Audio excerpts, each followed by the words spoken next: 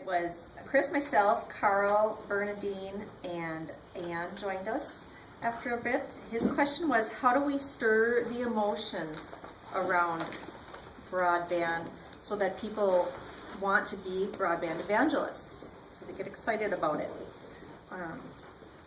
And what was generated was that great stories are important, but you need more than just great stories. They need to have practical application to that person. For example, the beekeeper story. You want to tell no, was that you? No, but I No, could make that it was- up. That was Carl. Where's I think I heard Carl? from you, the beekeeper or maple syrup guy or something. Well, that's actually Fred's story. Fred's story. Wow. Oh, Fred, could you tell us the beekeeper story? I knew I heard it somewhere.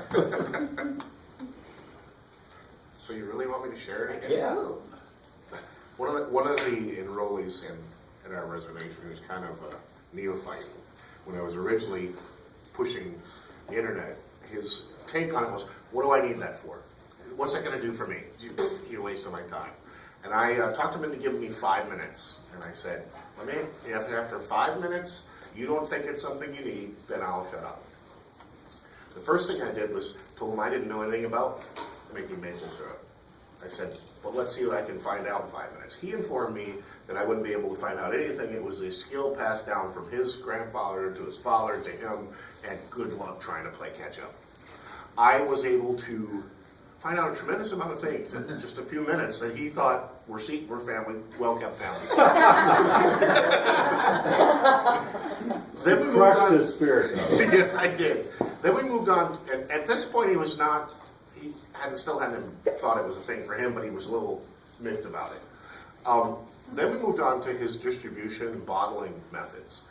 And he started talking to me about how he had this special maple leaf bottle that he used, and it made it really personalized and stuff. And I said, really? And I started searching for maple leaf. And then he goes, that's it. And I said, really? And I started hunting up where I could buy them. And as I'm hunting for him, he's telling me what he's paying for them. Well, I found them for about a sixth the cost that he was paying for them.